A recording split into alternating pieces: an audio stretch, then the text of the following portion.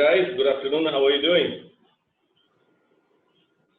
Okay, so today in this topic about basics that undo great programmers, what I wanted to share with you is probably not the stuff that you'll find on Google, but based on my 18 years of experience in the IT industry, me as a mechanical engineer when I finished my education from Government Engineering College in 1997, and then got into the IT industry as a programmer, like soon many of you will. Okay, and then for 18 years that I worked across a dozen countries and did many things. Whatever I have learned in that journey, and more so now running my own company for the last 5 years here, Uzoorba Technologies. And there are certain things that I observe which are peculiar or specific to the own educational system, and which we may not find in the metros, like Pune, where I spend most of my time, or Bangalore. Okay, because there is a different orientation in terms of the education and overall upbringing of children. But in Goa, we are special. We have a different way, a very warm and affectionate way of raising our children, which also poses certain challenges, okay, as far as IT industry is concerned. And also we have the Susegad way of life in Goa, which we at times thump our chest and say that I'm Susegad Goinkaru. While that is great to, proclaim from a cultural point of view, or we taking life in an easy way, from that perspective. But when it comes to professionalism, that has been undermining us. It's okay. I've spent about a year in Mexico City, during my course of work. Okay, when I was working on a Nissan project, and there they have this phrase called "mañana." If any of you understand mañana, you might have seen in some movies. Hasta mañana, probably that's what Arnold Schwarzenegger says. Yes, so Mexican folks, like us, Susegad, have this term as mañana. Mañana means tomorrow, and tomorrow never comes. And it's a commonly known fact in Mexico. And I found such resonance between their work culture or approach to work, and similarly what we have here in Goa in general. Of course, there are very few who are extremely passionate about their work. And, I'm sure most of you, if not all of you, would be such that you are passionate about your work, and you will not let this Susegad porn come in your way in the negative sense. I'll talk about areas wherein that Susegad mindset is needed, okay, to keep your calm under pressure and so on. But general approach in terms of we being professionals, it's not a great thing, okay? So let's dive into what I have, the points that I want to discuss with you or share with you. I'll stop the video here. I just wanted to get a visual connect across to you as to who I am, how I look, and just the visual part of it. So I'll shut down the video and we'll get into some notes I've made for you. And again, you'll notice it's not a fancy presentation, and believe me, the stuff you see here, you'll say, what? This? What's the big deal about it? Well, let me tell you, bulk of Goan educational output today is having challenges around these things. Okay, so I thought it would be a good opportunity while you are still studying, that you can take care of these things, so that when you are getting into the industry, you are coming through not just as a nerd, because understand one thing, to be a great programmer doesn't mean to be a nerd.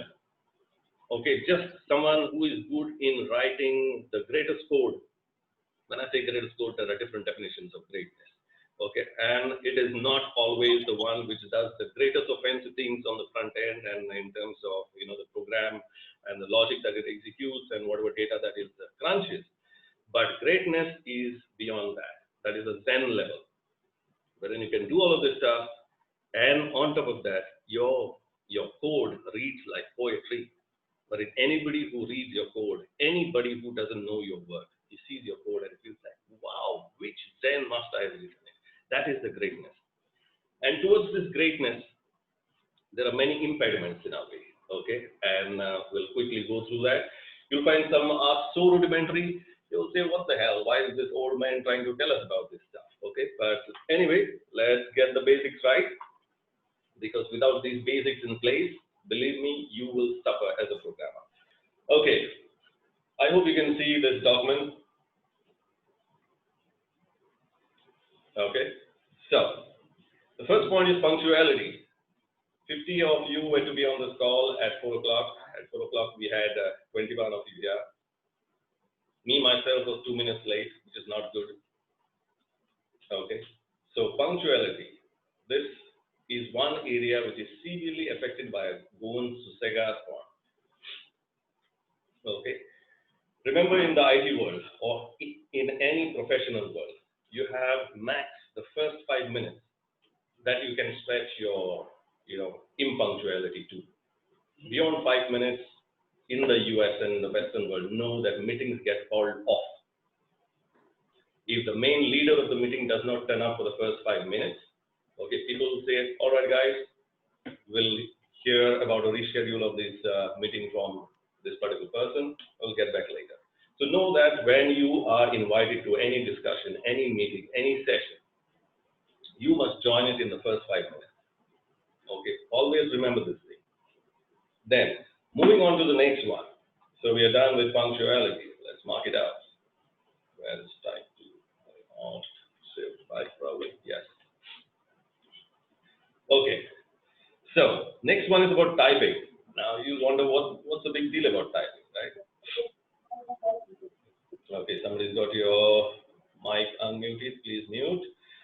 So typing, as hopeless as it might sound, okay, I pose this as a challenge to you. What is your speed, typing speed, as of today? Can you do a test? You just need to go to Google and search for, typing speed test, let's say. Yeah, and there are so many tools that are available online. Challenge yourself, take a test and see where you stand. As a programmer, if your typing speed is not on an average around 40 words per minute, you have an artificial, avoidable constraint, which is going to hit your productivity and lead to a lot of frustration for you as well as your team, teammates, your colleagues, as well as your seniors. Because thoughts can move at the light of speed. You could probably even, come up with your logic and all of that fast enough. But if your typing speed is slow, and if you're like many of the youngsters that I've seen go up and graduates that too, in the Gen X, Y, Z, the guys who were born in the last 20 years, okay, they end up typing when it comes to a proper laptop or a desktop. They end up typing with their 2 fingers, the index fingers of their 2 hands, and the rest, the remaining 4 fingers on each hand are wasted.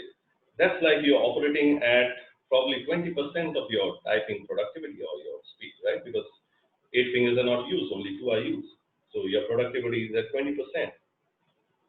And this is something that you can quickly get over. It's not necessary that you go through a formal typing course, not necessary at all. But I'm sure if you can find a recipe on YouTube to do something, if you can find a recipe for the, for the next great thing you want to do, or whatever that be, you can definitely find videos as to how to improve your typing speed without going to any institute. And just the way I showed you right now, there are enough tools online.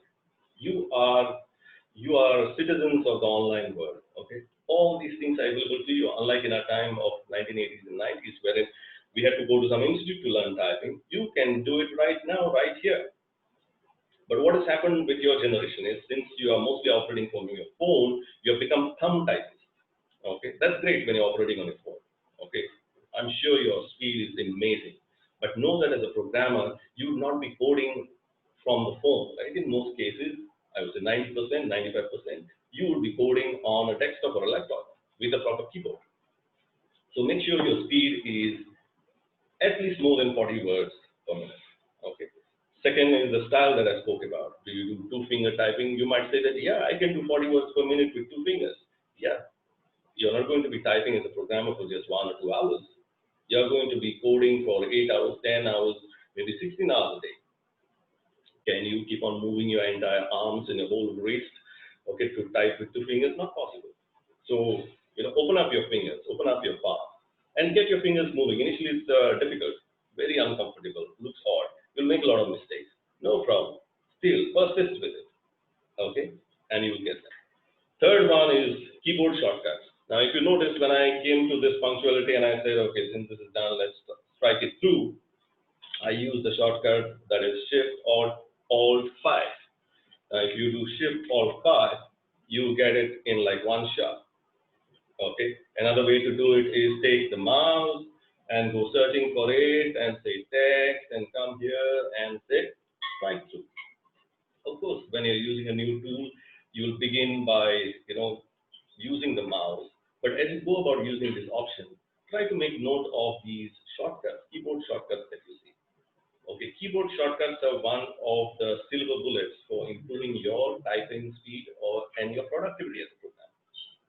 Okay, so and try to memorize. It's not that you need to memorize all of them. Okay, whatever you commonly use.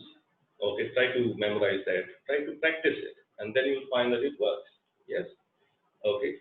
Mind you, there are many of you, and when I say you, don't take it personally, you yourself, but do introspect if you fall in this category. When I say you, I mean the people that I've interviewed who have come out of the educational institutes of Goa do not know about shortcuts like Control C, Control V, or Control X. Man, that is like, I don't know what to say. Okay, so use more shortcuts than mouse. Yeah, and you'll see, though initially inconvenient, okay, it is a tremendous productivity boost. All right, I think we are doing fine. 4:19 and we're done with two topics. Next one is about I for Decade. Now, I don't know how many of you might have played this game when you were small, at least in our times in the absence of any television. Yeah, I come from the era when television was not yet in our homes. Okay, forget any phones or internet.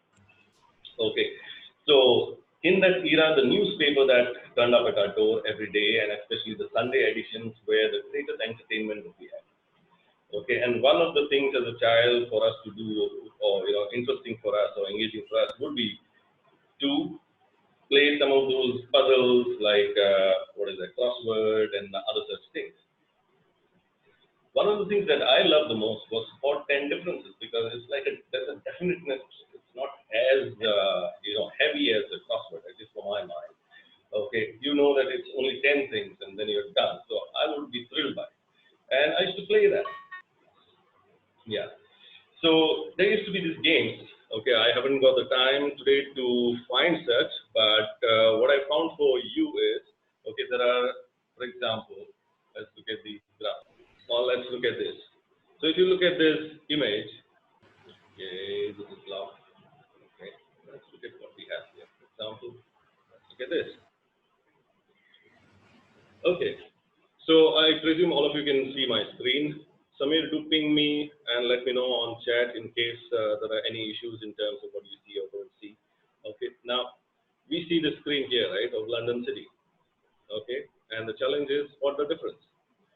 Now you notice that it looks very trivial, but mind you, those of you who want to make a career in UX design or as front-end developers, you better start playing these games from today. Because if you cannot make out a difference between these two images here, and let's say spot 10 differences, let's give you a better example. Yeah, the minions here. Okay, a whole dump of them at the top and a dump of them at the bottom, and you have to find whatever 10, I don't know how many differences. If you cannot find whatever are the number of given differences in this, I can assure you, you're going to make a very bad front-end developer. Because when you're a front-end developer, you need to be actually, developing that eagle eye or eye for detail, wherein you can spot differences at the pixel level. Make a note, at the pixel level. Okay, so on Android, or I'm sure in iOS as well, you will have, in the Apple world, you will have enough games by which you can, play the spot 10 differences or spot differences kind of kids game. Okay, and that will build your muscle, the muscle of your mind to be a great front-end developer. Okay, because as a front-end developer, your primary responsibility is to make sure that whatever you code matches exactly down to the pixel, down to the font size, font color, font style, the alignment, everything to what the UX designer has to do. If you cannot achieve that, you're going to, unnecessarily and avoidably cause yourself immense suffering, and for sure, suffering for your team members and for your colleagues and also for your seniors and probably even brand damage for your company. Okay, so it begins with as simple as this: start playing these games so that you develop your mind's muscle as to how to differentiate between one image and another, how to compare what you have coded versus what was given as a design. Okay, it's okay. Also make a note of this. It's not necessary that you achieve absolute replica of what was given, provided you have valid reasons for not doing so. In the absence of any such reasons, valid reasons, reasons could be that you thought of a better idea. Okay, you thought of a better enhancement, something that will look better if it is changed from the original UX. If that is the case, great, do it. Okay, but in the absence of any such reasons by which you can substantiate your variations from the original design, you are going to sabotage your own self as a UX designer. Okay, or front-end developer rather. All right, so we are done with this one. All right, let's move to some example I have just put together. Again, didn't get much time. Okay. All right. So let's go here. We'll come to the others later. Okay.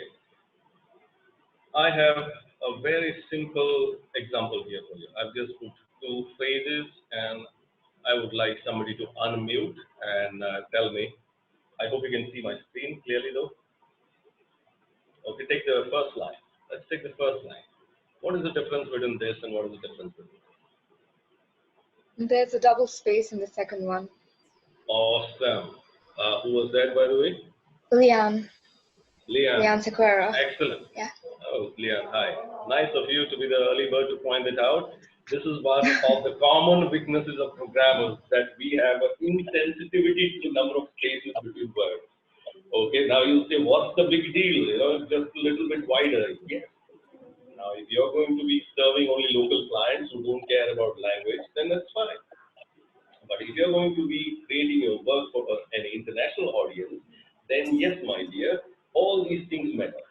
Even a double space matters. Okay, let's look at the next one. And Liam, please excuse yourself. Do not respond on this. I would like to hear from others. What's the difference between the left and the right hand side? Yeah, somebody? Right side, bold. Only two equals. Two equal signs there only. No. Okay. Ignore this part. This is just my indicator to say, okay, this is the left hand side and this is the right hand side. Yeah. Not about the equal two sides. I want you to compare this left hand side with this right hand side and tell me what's different.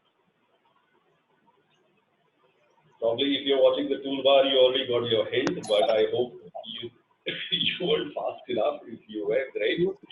Right side is bold. Okay, how did you catch it? Don't tell me you saw the toolbar at the top and you give the answer. Who is it, by the way?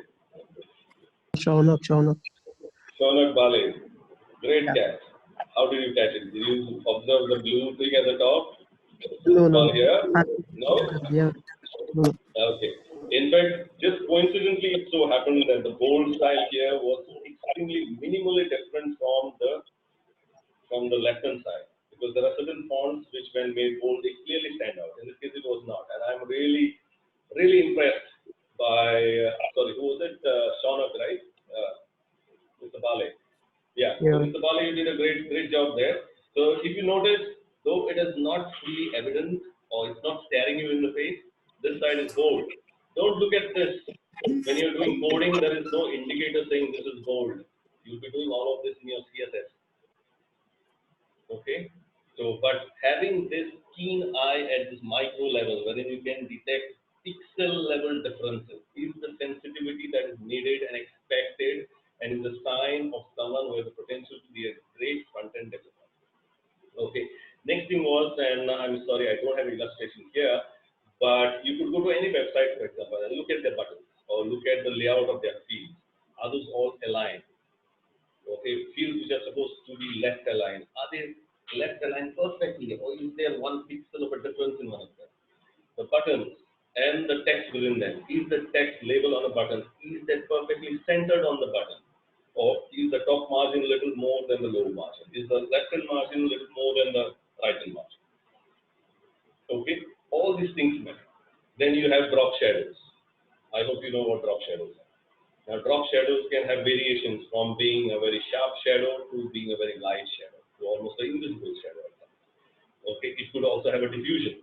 Now, what are these different parameters? How do they look? If you want to be a front-end developer, then you need to develop your visual and aesthetic sensitivity to extremely high level.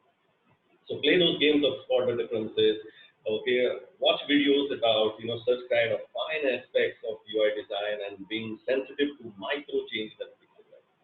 Okay, and in addition to that, I don't know whether I have that here. Since many of you would be doing development, wherein the end result would be a web application, or even in your let's say Android or other SDKs or your IDEs that you will have certain guides. Make it a point to use those guides and rulers by which you can make sure that yes, geometrically things are aligned. Okay. I hope many of you can understand me. Okay, because here in Goa, for example, we have a tendency, and I'm talking about general people. Okay. When you ask them about whether something is straight or not right, and I'm talking about the masons. Okay, God, okay. Straight as okay, so there the ego is talking more than the geometric or engineering accuracy. Know that you as a programmer cannot debate saying, I think it is aligned and hence it is aligned. Nobody cares, two hoots about what your ego wants you to do. What matters is you need to be geometrically accurate. Okay? Extremely very important. Never mix your ego when it comes to anybody giving you feedback about your work. Always take it objectively. Yes, at times people will exploit it to make you feel bad. Okay, and again, that's the point that I haven't put here. I should have. Emotional maturity. Okay, but before I go to that, let me see if I have covered everything. Yes, equal level differences. Okay, we are good. Let's move on. So emotional maturity is something that remains a weakness among a common goal on an average goal. And don't get me wrong, it's not that I was gifted emotional intelligence from the heavens above. Okay, I went through my own struggles to find my own current level of emotional maturity, and it's a lifelong journey. Okay, so many a times when feedback is given, and there are two aspects here: the feedback receiver and the feedback giver. Okay, it's called as EQ. You, when you begin, would be, in most circumstances, you will be the receiver, okay, of your feedback. And since doing styling and doing all this, alignments and everything, through code is an extremely painful and laborious job, at least at the start when you're doing a program. Okay, naturally, by a basic animal instinct, we develop attachment to the work we have done because you put in so many hours of your time. And when somebody gives feedback and say, hey, but you know what, this doesn't look great this way, change it this way. Immediately the reaction that comes in, what the hell, I put so many hours into it, now how the hell you're telling me to change it? It is not about how many hours you put into something. It is not about you, unless you're falling short on the things that we have already discussed, in which case you deserve to be hammered. But assuming that you have done justice to your work, okay, work on developing your emotional intelligence, EQ or EI, or whatever you call it. Okay, so that's extremely important. That when you get into a feedback session, you become as objective and as impersonal as you can be, wherein you look at your work as not your work, as somebody else's work.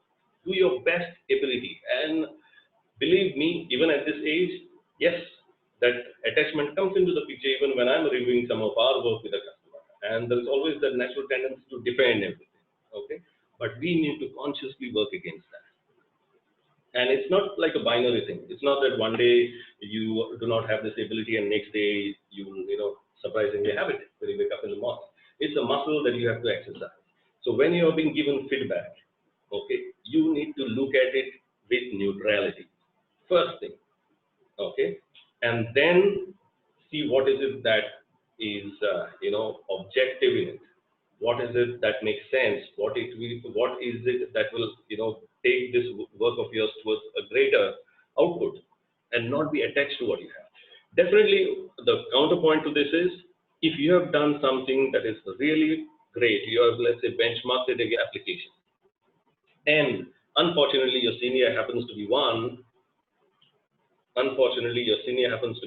who does not have that international benchmark when he's reviewing your work, or does not have that awareness or consciousness, and he is trying to pull your work down to mediocrity.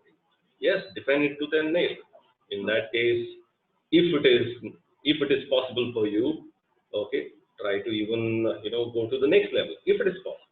Okay, but in your early days as a programmer, don't try to get into those politics and those power equations. You will have to by and large follow whatever feedback is given to you by a senior.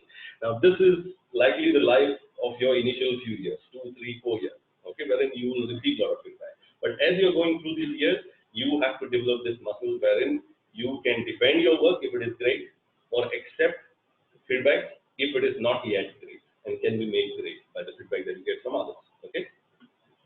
Now, this is you as a receiver of the feedback. When, as with the passage of these years, when you become the giver of feedback to your juniors, so when you cross 2 years, 3 years, and then you have some juniors under you, when you're giving your feedback, make sure that you're not mixing your ego into it, because this is a general Indian, I wouldn't even say Goan weakness. Okay, somebody needs to be mute, please. Yeah, this is a general Indian, what shall I say, mindset or psychological weakness that we have. By and large, we all Indians are emotional beings, okay? And it manifests in many great, beautiful ways, okay, no doubt. But when it comes to professional, such kind of engineering-driven work, it becomes a weakness if we mix our emotions.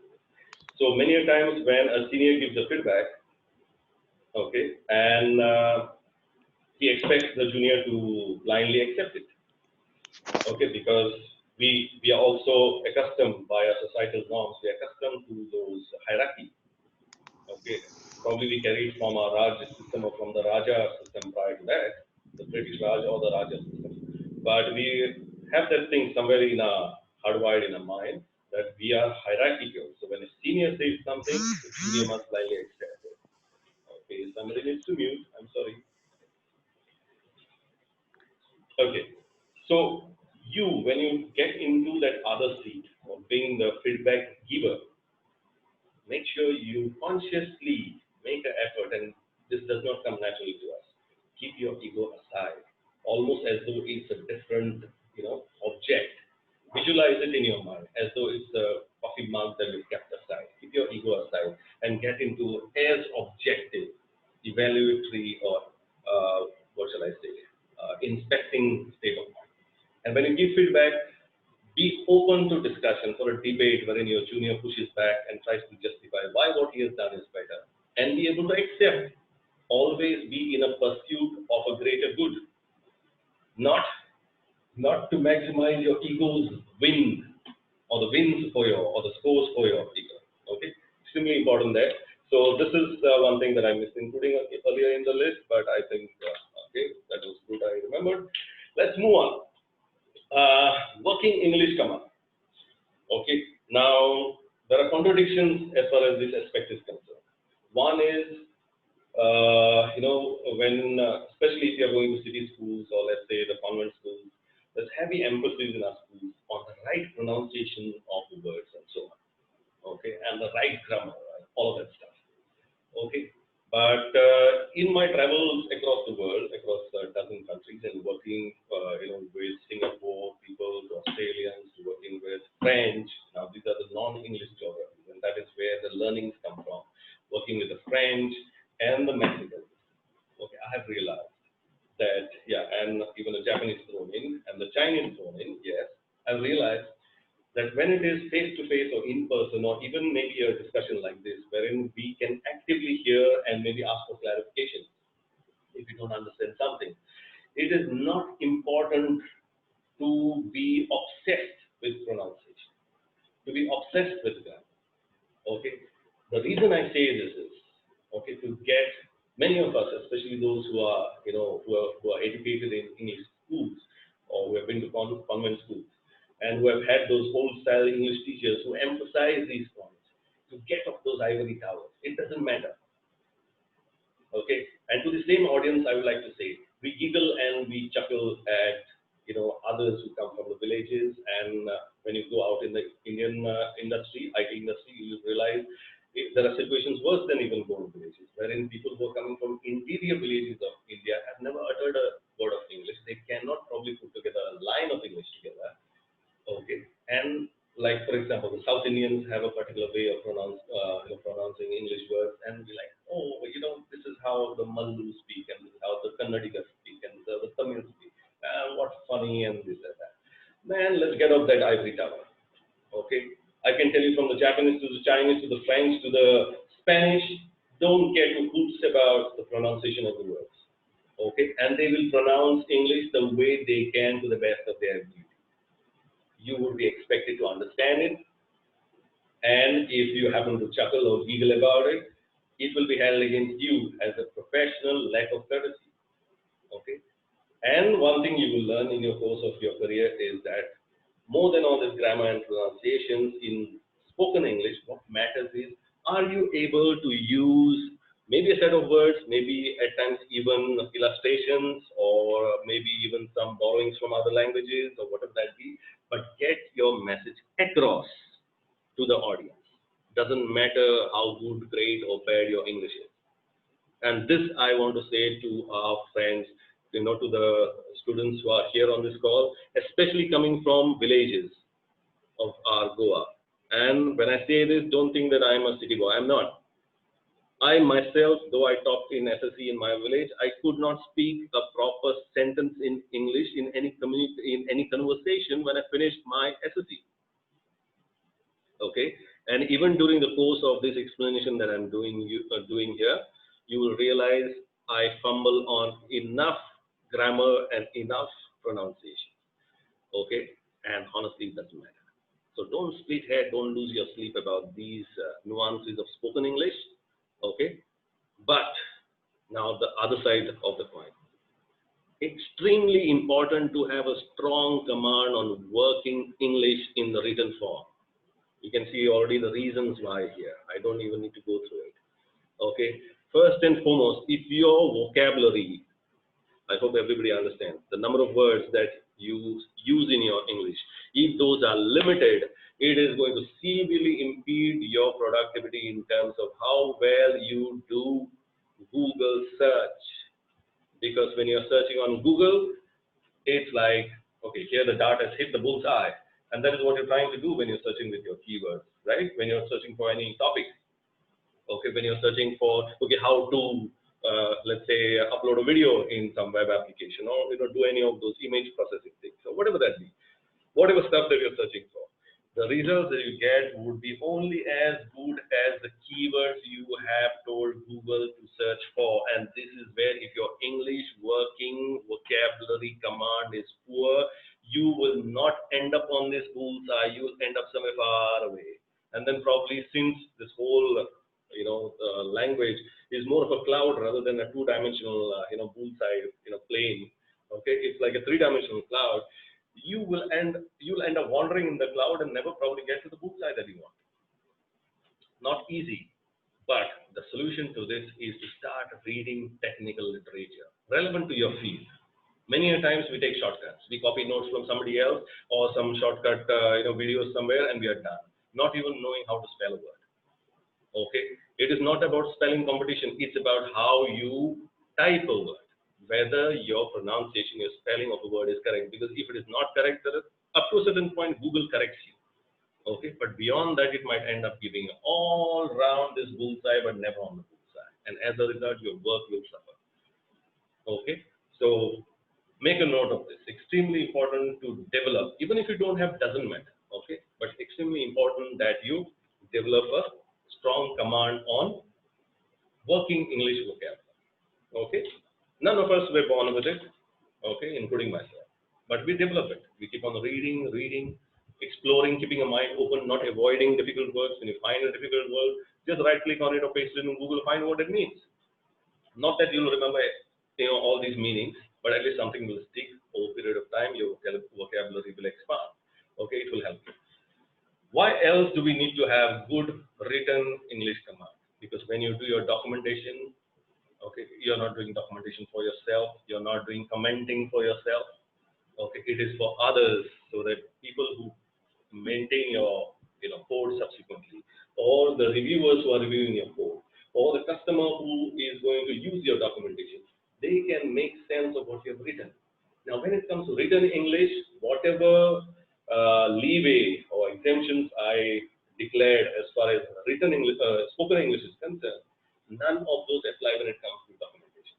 So, however bad I might speak English in this call, and whatever mistakes I might make in terms of grammar or whatever, I challenge all, whatever, 30, 40 of you who are on this call to go to our Uzoorba website and point out a single mistake in a written English. Okay, and I'll be extremely excited to hear back from you. Okay, so it doesn't matter whether your spoken English is good or bad, as long as you have the confidence or develop the confidence to put your message across, you're good enough. That's what spoken English is concerned. When it comes to written English, use tools like Grammarly or any other search, which I will do for free online. Okay, to improve your spelling, especially when you're doing search in Google, especially when you're doing documentation, especially when you're commenting. Now, coming to the last point here, chats. Now, your generation is extremely comfortable with, or rather, is accustomed to writing things like this, right? What does this mean? We will. Okay. Now, the thing is, this is fine among your friends. When you are chatting with customers or your colleagues in a professional environment, sorry, do not use any of these. Okay, this is your take, and this is what? Let's say this is shoes, something like that. Okay, so all these shortcuts, though they are fine between your friends, unless you are in a company wherein, yes, this is the slang or lingo that is in use, for heaven's sake, don't think that what you have been typing on this file is what you should be doing in chats which involve diverse things, be it here across different locations in Goa, across India, or anywhere in the world. Extremely important, because whatever you write here as your short form, somebody outside India might read it as something different. Maybe this is some short form in their local usage of English for something filthy. We never know. So make sure that any written communications are clear. Okay, when it comes to chats, again, no worry about the grammar part. Even spellings you can be excused. But when it comes to your formal documentation and commenting, make sure you write pristine English. Okay, that somebody else can understand. Okay, this also comes handy in terms of your object and variable naming conventions. You name objects badly with a poor command of English, somebody else will interpret it poorly and will lead to bigger issues down the line in your application or software that you develop. So extremely important for these reasons to be conscious of using accurate and precise spelling when you use in your programming, your documentation, your commenting, and also to great extent in your chat. Okay, so we are done with this part. Let's see how we are doing. We are on 5, we have 6, 7, 8, 9, 10. Okay, I think we have to rush through some of these. We have 14 minutes more. Okay, now simple calculation. Again, another basic. Most often ignored, especially by grads who are coming out from educational institutes, and more so here in Goa. You already have the list here. Okay.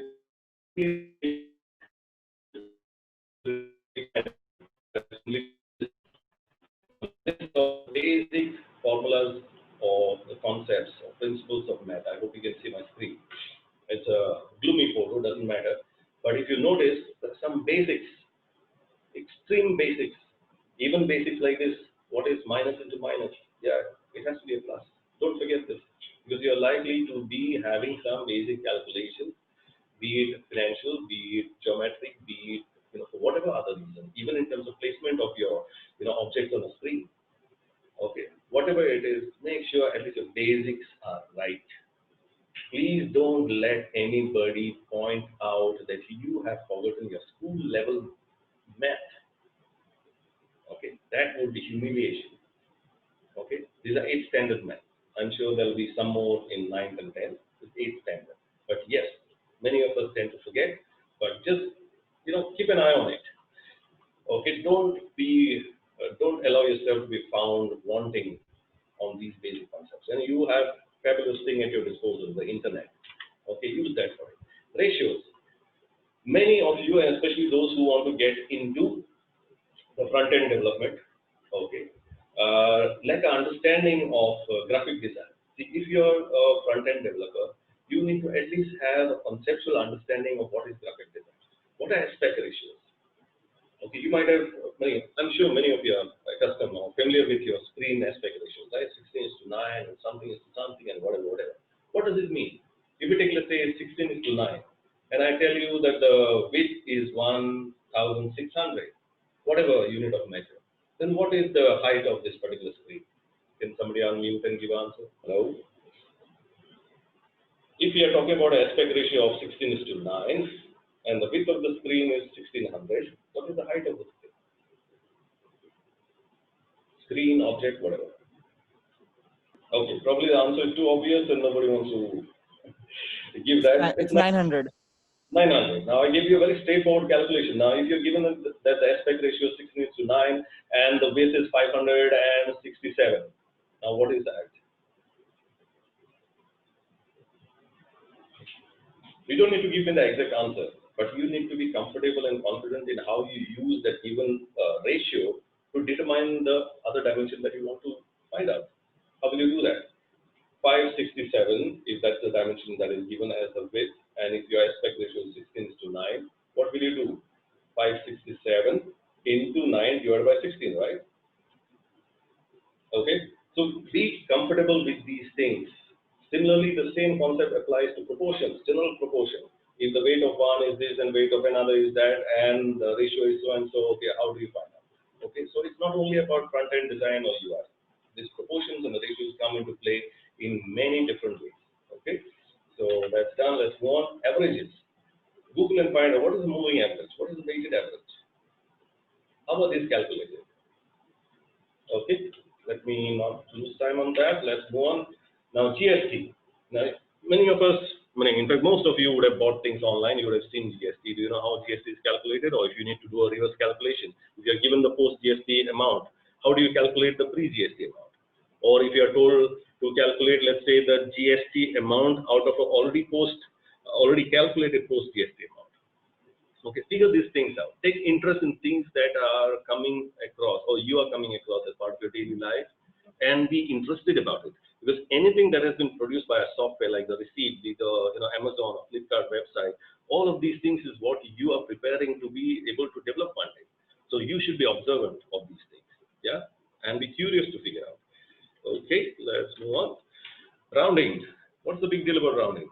Yeah, rounding is the number of digits that you put after the decimal point, right? The precision or whatever you call it. Number of decimal places. Extremely important when it comes to monetary calculations. If you have accuracy of 3 decimal places, okay, and you do multiplication with that, or let's say with no limit on the decimal places, and you do calculation, that would be different from the outcome if you had already rounded the components and then done the multiplication or division. I'm sure most of you will think that, yeah, that's obvious, but we tend to miss these things, and as a result, when it comes to any kind of comparison, you compare, let's say, as part of any verification or validation, you will find that these things don't match, and then your program fails. So it becomes a problem for you, not for somebody else. It's not an ignorable problem, because from the binary perspective of the computer, even if it is the 1 millionth decimal place, which is different from the 1 millionth of another, with all preceding numbers being the same, it is still a different number, and your logic will fail. Yeah. So remember this. Moving on, flowcharts. Flowcharts. Okay, you've already read what's written here, right? Can you imagine, or can you do this as an exercise that from the moment you wake up in the morning, and I'm not even talking about you having already gotten out of the bed, the moment your system, your CPU comes alive in the morning, when your consciousness awakes in the morning, you're still in your sleeping pose. From that point onward, observe the different decision-making processes that go on in your mind, by which you decide to either get up on the right side or left side, or centered straight, whether you decide to fold your legs as you rise or not, whether you try to take help of your hand. Observe yourself as though you're a robot and you're programming that robot. What would be the flowchart for that?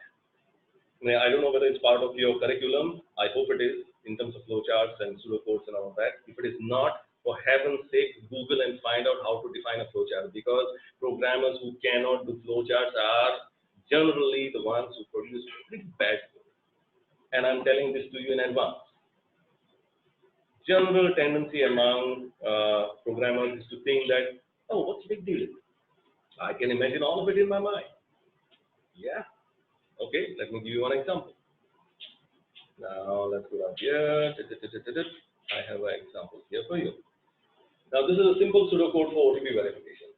I'm actually using pseudocode that I give to one of our programmers. Okay. Now, if you just look at the Amazon or anybody else's OTP verification, what's the big deal, man? Yeah, you send the OTP, you get the OTP, you put the OTP in. Well, my dear friend, these are the things that need to be considered for OTP. If you are having a holistic functionality for OTP, and unless you write it down as a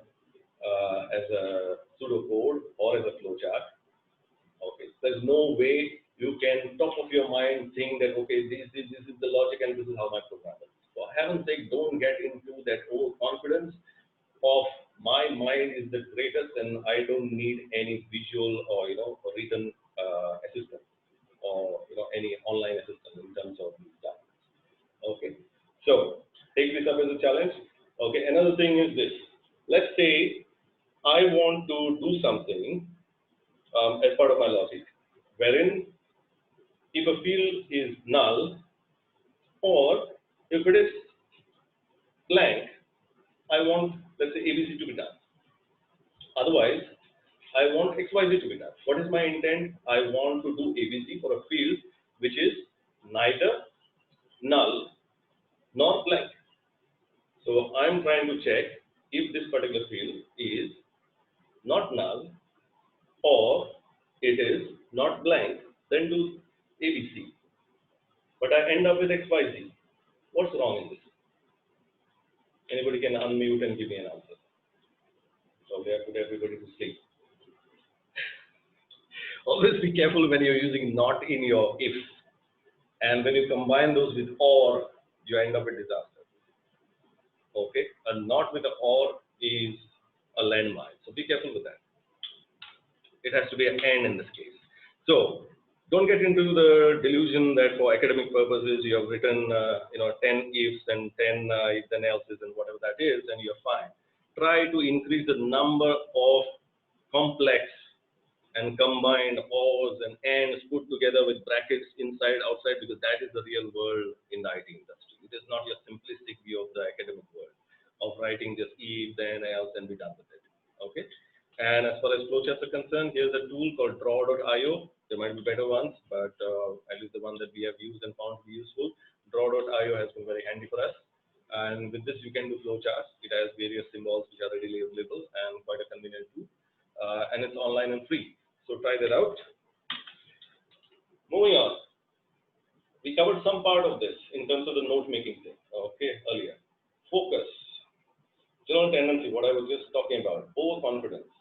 When overconfidence is synonymous with youth, no doubt about it. Jawani ka josh, yes, is a great thing to have in life, no doubt about it.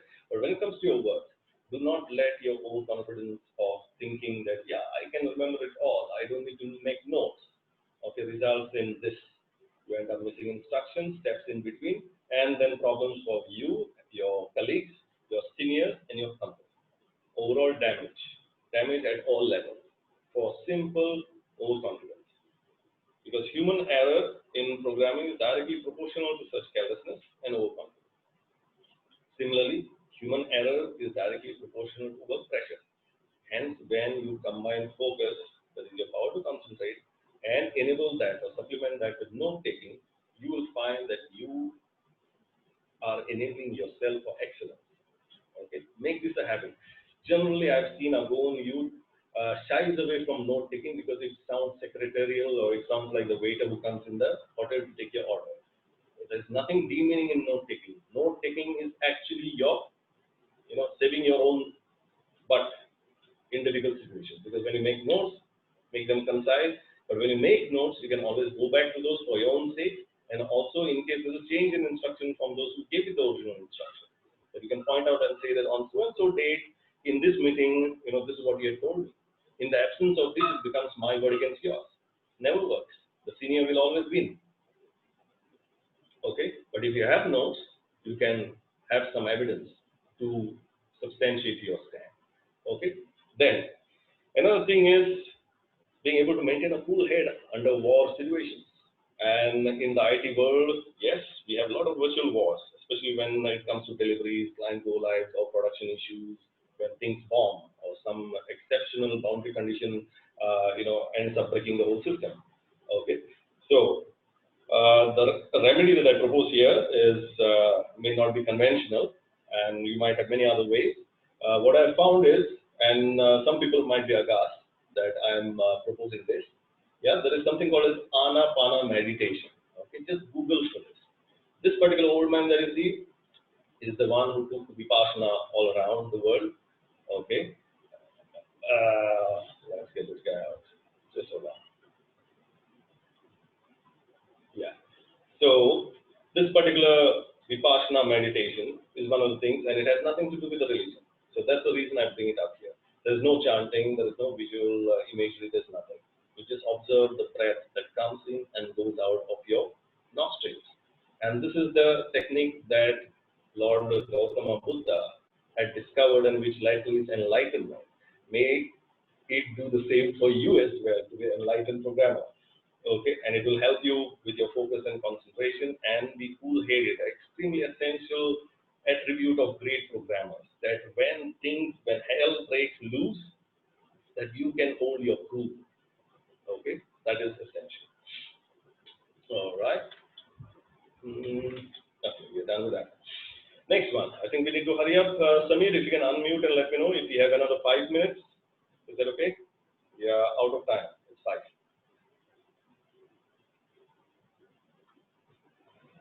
Hello, Samir.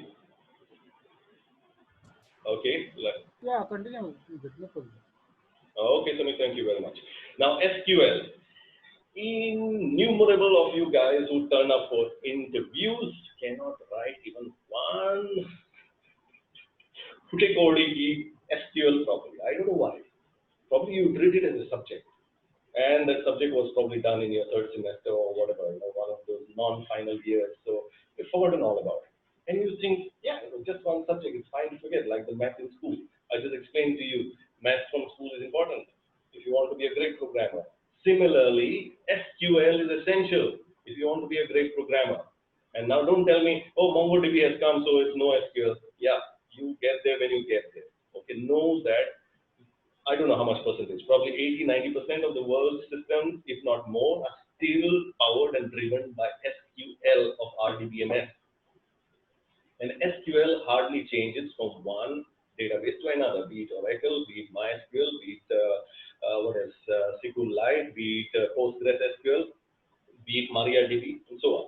Okay, so try to explore SQL and understand, and don't limit yourself to writing, those academic queries, joining one employee table with one department table and pulling out simple results. Let me show you one example. I hope I can bring it up here. Not this.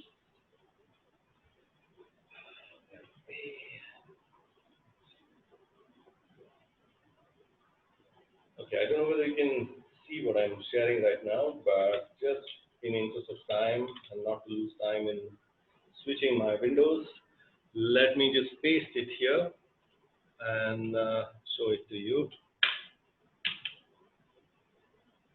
Okay.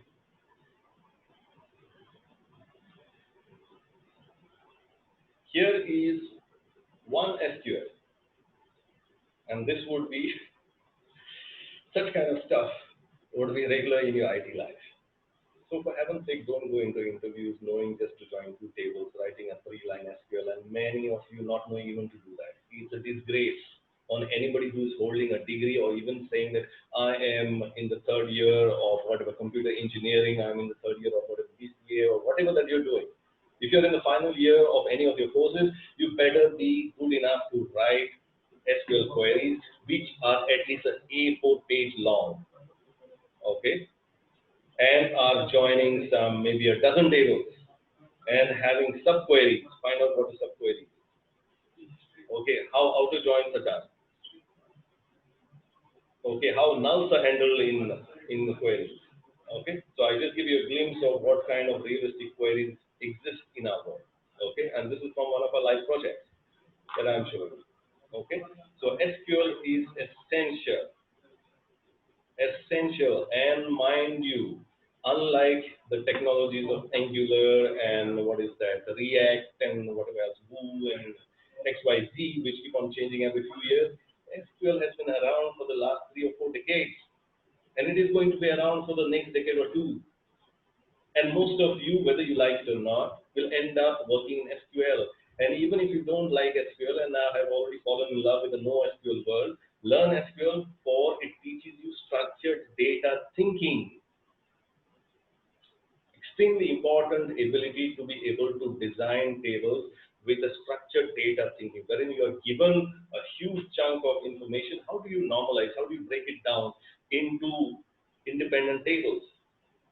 If you don't have that ability, you can put MongoDB and you can put whatever else on your resumes, it won't count for it. Because you need to be able to live, eat, dream, sleep, and produce awesome software which runs on a very strong and scalable underlying data model. Okay, and SQL is the first step in that direction. So make sure you master SQL. Okay, so that's that. Then, yeah, I think we're almost there. Knowledge as a power. Now, this is something that I've observed going through the IT industry and across the world. Difference between the Western civilization and probably us, where, us, when I say us, I mean Indians, who probably haven't unshackled ourselves and set us mentally free. We haven't yet, we haven't set ourselves free from the colonial Raj experiences or the preceding Raja experiences. But then we think we are all subjects, and we haven't yet fully taken to heart Rabindranath Tagore's that poem, about rising in that free state of mind. Okay, so typically what happens is, and you will experience this either by yourself, depending on your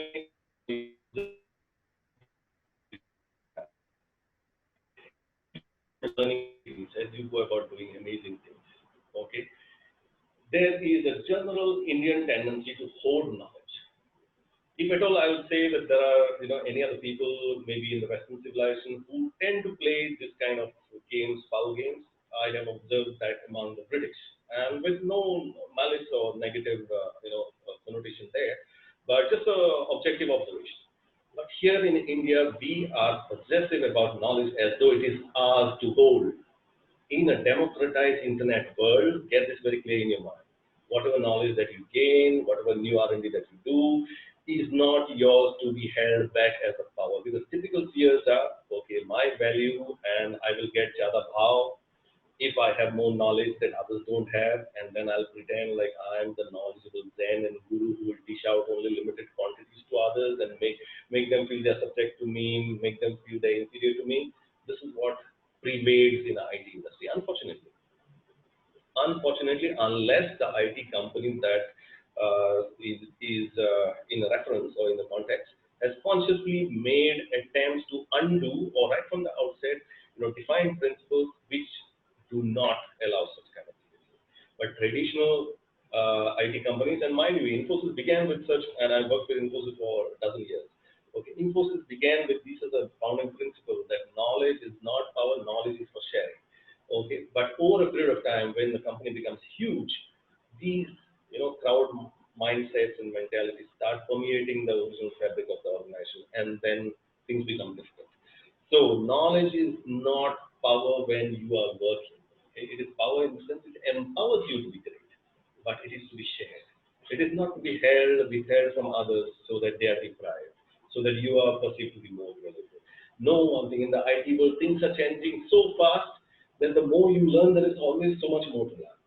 Okay, you will find you're unnecessarily creating emotional baggage and you're occupying your mental, mind space, holding all this information and knowledge. And it is better to set yourself free. When you gain knowledge, do great work, get credit for it, distribute it, move on, conquer the next thing, capture the next, greater knowledge to be conquered, and then again democratize it. You will be known as a great human being if you do this. Okay, and my interests are not from a politics point of view. If you are the one who want to play politics, I'm not preaching to you. I'm not telling you. I don't. Okay. So last few points. Do not get out of your college not knowing different ID. Okay. You have Android Studio for Android coding. You have Microsoft Visual Studio Code and many other such code editors. Get accustomed with it. Don't go into interviews and don't think that it is the job of your employer to teach you how to use these things. For heaven's sake, no. Okay, get accustomed with this. Second is version control. There is GitHub and Bitbucket and so many other such online tools which give you free accounts. Learn the processes and frameworks of version control for your software. You are not a software programmer if you're not using version control, because then you cannot work in a team wherein multiple people are working on the same software at the same time, different modules of it, and at the end of the day, you need to sync up your code. So understand what is a push, what is a pull, what is a branch, and number of things. Okay, watch videos about Bitbucket or Git and figure this thing out. Last two things, time zones. We are generally accustomed, since we are, let's say, mostly here in one place and we are not frequently traveling. Okay, we do not tend to think in terms of other time zones. Okay, but if you're creating a software for a global audience, you need to be extremely conscious of time zone, because if you just go about with the Indian time zone or let's say the GMT and do not handle its presentation and processing in your code, you will end up creating confusion and hence loss of your audience or user base for people who are coming to your platform or to your software from across the world. So extremely important. Time zone is a one-time painful learning. Once you understand it, once you implement it in your code, is an absolute asset for your life. Lastly, last thing is currency formats. We are generally accustomed to rupee and we think, oh, what's the big deal, man? Two decimal places after that and rupee are done. Hope you are aware, in India, when we talk or present monetary values, we follow the lakh and the crore system, wherein starting from a decimal point, going towards the left, after 3 digits, we generally put a comma. That marks 1,000. Then 2 more digits and we put one more comma. That marks a lakh. Then 2 more digits and we put one more comma. That marks a crores. Okay. In the Western world, it is different. In the Western world, it is for every 3 digits as you move towards the left. Okay, marking the thousand, million, billion, and so on. Okay, if you go to Europe and France, where I have been, I hope they haven't changed in the last 10 years, but if they have done, you can check it out on Google. There, the decimal indicator symbol is not a dot, the way we are so accustomed to. They use a comma for a decimal. Okay, so be conscious of these things. So if your target or if you're working on a global project, these are the sensitivities that you need to have. Okay. All right. With that, I'm done, and I hope I didn't put most of you to sleep, and you at least made some notes and will remember the stuff. I did not Google the stuff and preach to you from Google. I've explained to you things which matter from a practical point of view based on my 8 years of IT experience and the last 2.5 years of running Uzoorba. So I'm sure it can add value to you. I'm sure it can add value to you. I hope you've made notes. But more important than just hearing and thinking it's just another webinar, another talk, another guy came, bada bhashan de diya, chala gaya. Okay, that would be wasteful in this case. Because what I've explained to you are practical things. Okay, these are not academic. Implement it, start practicing while you're in college. By the time you're out of college and face your first interview, you'll realize you have an edge over others. And I wish you all the very best. Goa needs to start producing fabulous and amazing IT programmers, and it is very much possible. Only if we develop such kind of sensitivities, awareness, and accordingly work hard to raise our benchmark. So I wish you all the very best. Samir, I'm done. Over to you. Yeah, thank you, Vincent. Basically, if anybody wants to ask questions, you can ask for another 5 minutes. Any questions, can ask, unmute and ask. Okay, by the way, this is another thing about us Goans, and I have worked through this with my own team. Generally, we Goans hesitate to ask questions, wondering, or rather out of fear that if you open our mouth, we will confirm somebody else's doubt that, about how dumb we are. Like you might have seen the famous phrase, right? Better to be dumb rather than open your mouth and confirm it to the world.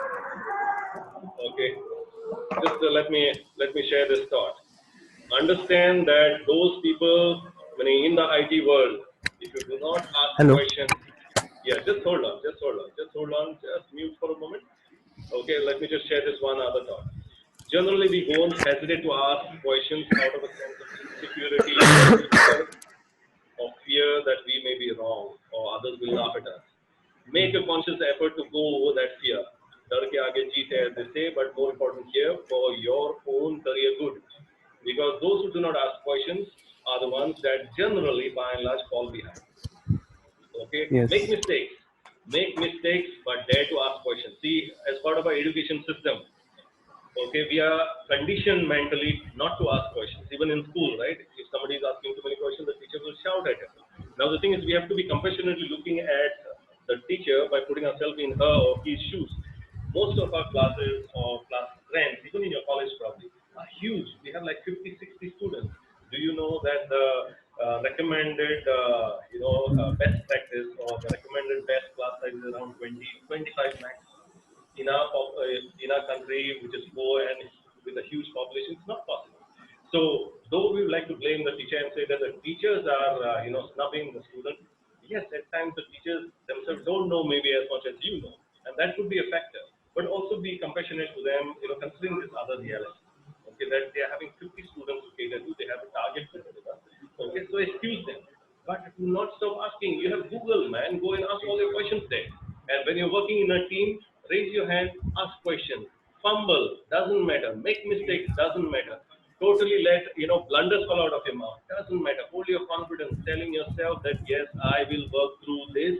I will review how I ask my question, improve on it. In the next opportunity, I will ask the question once again. This is how you will become confident and you will become great programmer. One of the aspects of becoming a great programmer. Even those who feel this is regular bullshit or crap, mark my words, 10 years later, if I'm still alive, drop me a note that whatever I said today in this session was useless. Okay, and I'll be happy to know that you could prove me wrong. I'll be happy to know. No ego involved. Okay, we are all learning. One other point, while some of you might be mustering the strength to ask a question, is your life in the IT industry. Yeah, this is the point I should have had on the list. Is a journey of lifelong learning. For heaven's sake, do not think that I got these much marks in these subjects. Now I studied, and now I got a this degree saying I got distinction or whatever that is. Okay, and now the world owes me a job. IT industry is probably one of the extremely few which runs or which must or has to run. Since it's not possible otherwise, has to run on merit. So it doesn't matter what fancy degrees you have. It doesn't matter how great marks you scored in each of the subjects and what you did as your final year project, especially if it was a copy paste, unless you did it really sincerely, in which case it is great. But otherwise, nobody owes you a job except to your hands-on expertise and capabilities that you bring to the table. Your degree will not get you a job. It will only get you filtered in the initial screening. That's all. And increasingly, with the global economy now headed into into a downslide because of this COVID situation, things are going to get all the more difficult. But then people would expect you to have the expertise when you come for an interview, even as a fresher, and not wait for the employer to coach and train you and then make you productive. Okay, see, the old world wherein I work for Infosys, we would put freshers through 3 months of intense training in a Mysore campus. It is greater than most of the universities in the West. Amazing campus. But that model is outdated with online learning today. Know that kids in school, and if any of you are on some of our GITB groups, Go IT Professional WhatsApp groups, kids who are in 8th and 9th standard are today publishing their videos about how they have done a number of things in Python. Now, if kids are doing that, you better start running, because that is the crowd which is coming after you. And if they overrun you, you'll have nobody but your own self to blame. So you, by choosing an IT career, you have knowingly, unknowingly signed up for a lifelong learning journey. Keep that in mind. Yeah, that's it. Yes.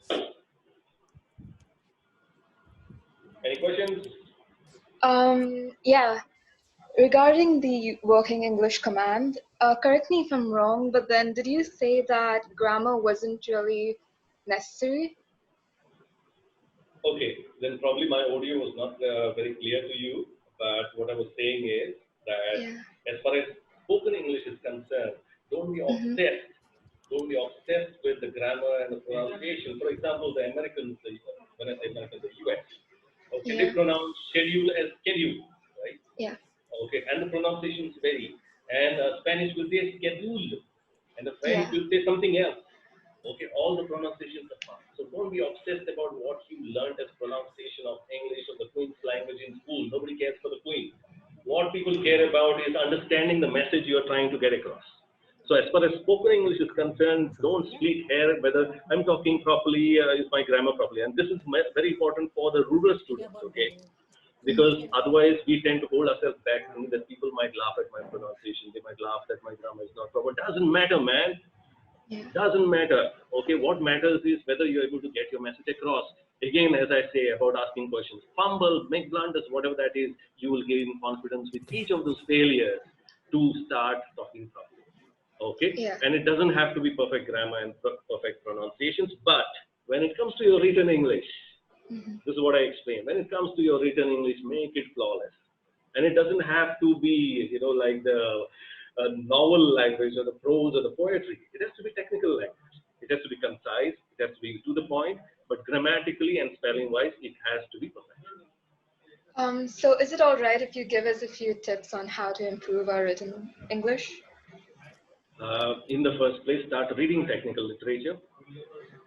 Read blogs. Okay, there's one nice website called medium.com. I don't know whether you guys have heard about it. Okay, you should go and register to it. It, I think, allows some 4 or 5 articles free every month, and that's good enough. You define your interest over there, and you start getting some real good articles about, different technologies and being a professional and all of that stuff.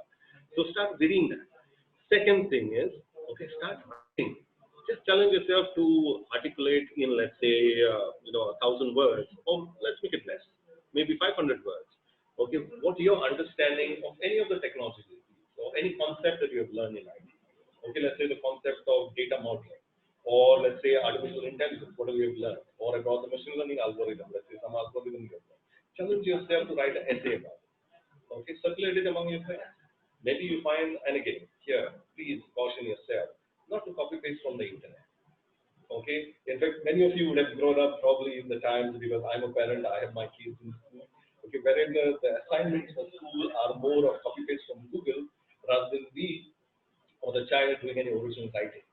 Now, that under pressure for a parent might be a solution, but for a child it is a huge damage, because the child is not learning to understand things by reading, then assimilating it and creating a point of view and then expressing it in a written form. Now you are at an age wherein you can no longer, or rather must no longer, resort to that shortcut of Google copy paste.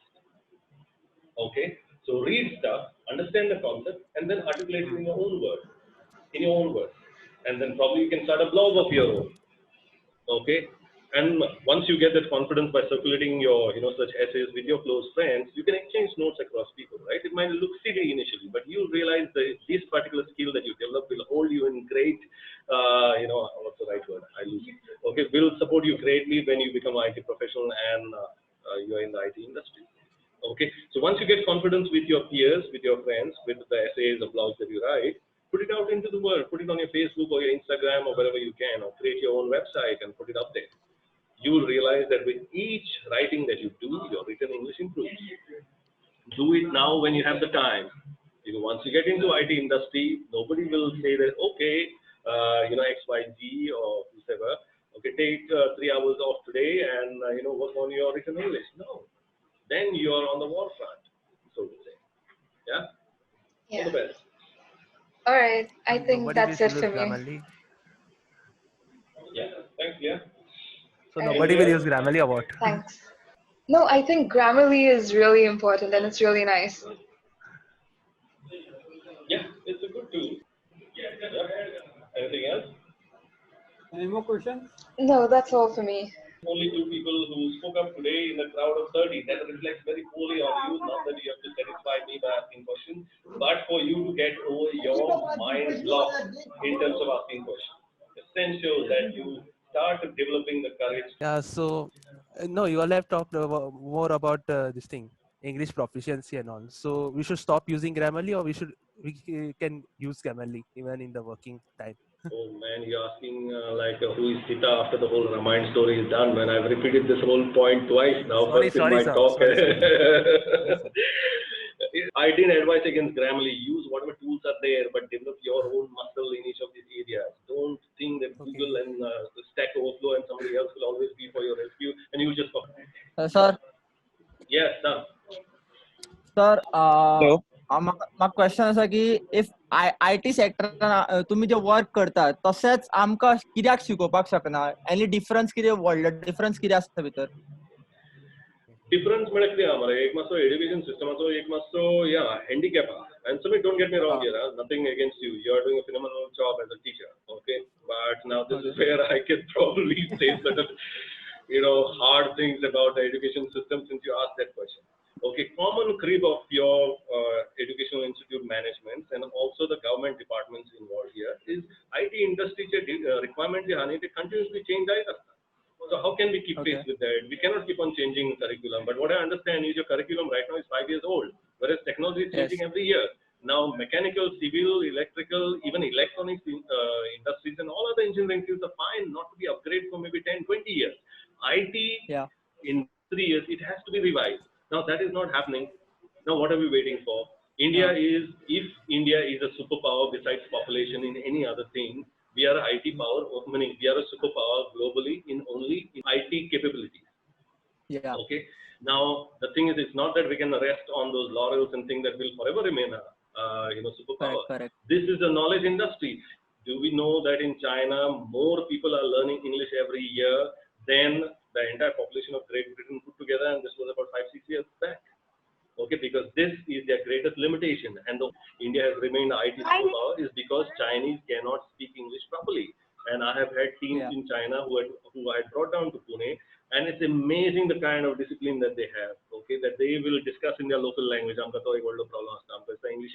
So it's not that you need English to be able to take part in any technical discussion. Just for your information, I Uzoorba technical discussions. I love my mother language. Okay, somebody still needs to mute who has kids in the back. Okay, you will see if you go to some major IT companies where it is unhealthy given that you have a Cosmo employee base. Even there, okay, there are certain centers wherein they say, oh, if you don't know Kannada, you don't know Telugu, you better learn that so that you can take part in a meeting. Now that is unhealthy for any team, know that. Okay, but at the other extreme it is not advisable or not necessary that everybody can fluently talk in English, be able to take part in anything. Okay, so never be shy or worried about the language part, the verbal spoken part, but the written part, make it perfect, and you have tools to make it perfect. Well, so your question, coming back to your question, our education system is stuck in that mindset which is not suitable for IT, which is fine for other streams, and unfortunately the governments and the education system is yet to come to terms with what is this amazing wonder that happened to India in the last 30 years of IT becoming its superpower strength. People haven't come to terms with it, so they think it's fine to not update Android curriculum for 5 years. What's the point? Meaning it's all waste, man. At the end of it, when you come out of a college knowing Android, which was 5 years old, it's as good as junk. So what is about what is about soft power? What about the soft power concern about India? Because soft power is also as important, no? Soft power.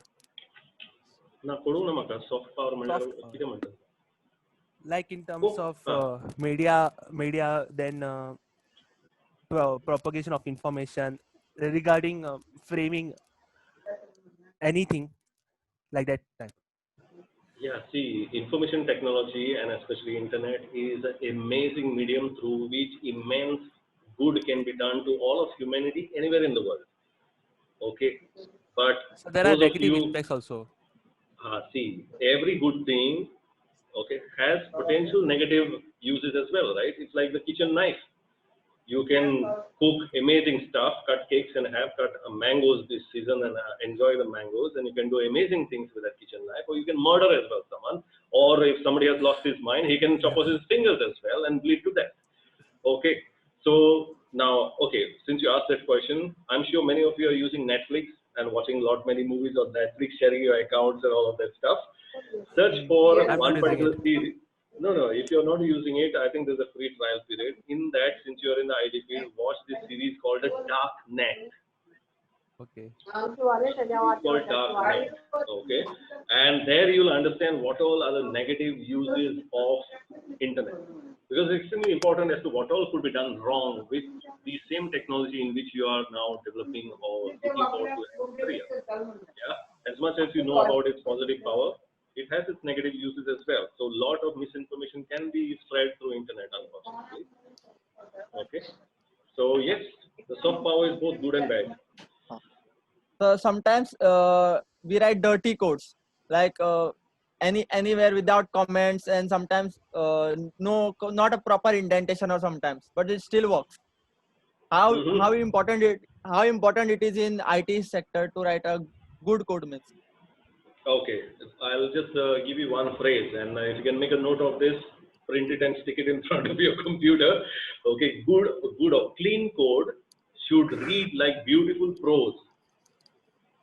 Good code should read like beautiful prose. Somebody has said, it's not my original statement, but when I read it, it struck me like, wow, that is absolutely right. Okay, what is the meaning of that? That if you want to be a good and a great programmer, the code that you write for any other person should be like, good prose. Prose म्हणजे कितें नॉवलान B कशें बरयलें आसता wherein वाचत्याक एकदम interest येवन ताका कळटा आनी अरे हां अशें जालें तशें जालें तशें जालें. So it should not lead to the reader, be it your reviewer, be it your senior, be it your peer, your colleague, who is trying to, let's say, help you with something. It should not require him to struggle ki baba आणि बरयला कितें naming convention या आता variable. Okay, one other thing. Okay, in academic circles we use x, y, z, I, j, k as counters and variables and all of that. Even I did that. Okay, in my initial years. Bad practice. Always name your variables, your objects with meaningful words. Okay, feels like trouble to type maybe few more characters, but when it comes to somebody else understanding what you have done, for you yourself, forget somebody else, you yourself coming back to your code after a break of few days when you worked on something else, then you came back to it, you struggle to make out what did that I mean and what did that j mean, those variables that you use. Okay, extremely important. From a readability point of view, indentation is extremely important. That's why I stress on you guys using your editors, code editors. Use the standard code editors. Don't use just Notepad or something like that, wherein, yes, whatever you write over there could probably be a working code, but it is not a readable code.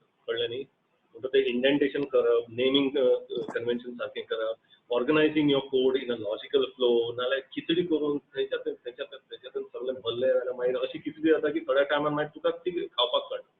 Okay, तो problem जाता. Okay, so then modularizing your code in terms of functions. These things I understand others will tell you and all of that stuff. So that's why I didn't go deep into that. Okay, creating modular functions. Okay, then organizing your code such that you're using the right for loops, when to use a for loop versus when to use do while and other such controls that you have. Okay, which are the basic hygiene factors of coding. I did not go deep into that. I went to the rock bottom basics which are normally ignored. Okay, so definitely doesn't mean that I'm saying ignore these. These are essentials. Essentials, like brushing your teeth in the morning. If you're stepping out of your house, if you haven't brushed your teeth, it's disgusting. Just like that, writing code without such kind of basic hygiene is disgusting. Now, when it might be tolerated, this kind of haphazard coding at times becomes necessary. At times, is tolerable when you're doing complex R&D. Let's say you're trying something that you have never done before. What is your first objective? The first objective is not to write beautiful prose or a novel out of your code. First is for you to check the technical feasibility of achieving what you need to achieve. But when you R&D mode, you might do all these khichdi, it's fine. And at times, a lot of this R&D happens under pressure or pressure timeline. Okay, then it's fine to do that khichdi. But the moment you have had a breakthrough and you have got your code to work, this is the important point, which because most of the time we, when we are junior, feel little lazy or feel like, okay, it requires a lot of psychological effort to go back and to clean up that code and put it into that beautiful prose state. But know that if that is a deliverable to someone, you have to do it, however painful and lame it looks. Because you generally programming the mindset is code problem is the customer going to see it? No, customer can never see what great code you have written behind it. Okay, Yes. but whoever is going to maintain, know that one thing, unlike a car or a bike, where the dimensions cannot be changed once the mechanical molding or casting or machining is done. In code, your whole engine and everything can be reconfigured, redefined, rewritten, restructured the next day. Right? That is the beauty as well as the liability or the challenge of IT. So if you do not convert your R&D time Q3 into a beautiful prose when you make it into a formal deliverable, okay, then you're setting yourself up for falling short of greatness. I hope I answered your question. Yes, sir. Thank you, sir. Welcome, man. Anything else? No. Okay, we are all already at 50% audience. I mean, we better wind up, then we might get stoned now. People might do patrons. Okay, any other questions? Other, let's wind up. Okay, guys, thank you so much for patiently, the 18 of you who are still there, for patiently putting up with my long bashad. All the best to you, my friend. I wish you the best, but I hope others too take it seriously, not because I told you, because if you don't start practicing this, you will get hammered, you will suffer for it. Okay, so this will save you some pain. All the best. Thank you, It sir. was a beautiful session. Thank you. Yeah, thanks a lot, Vincent, for your wonderful session. I'm very much thankful to you. In a short notice, you accepted our invitation, and in spite of your busy schedule, you given a time for students and deliver a nice session and clear their queries. I'm very much thankful to all the participants for patiently listening and take active part in questionnaire session. Thanks a lot, all of you.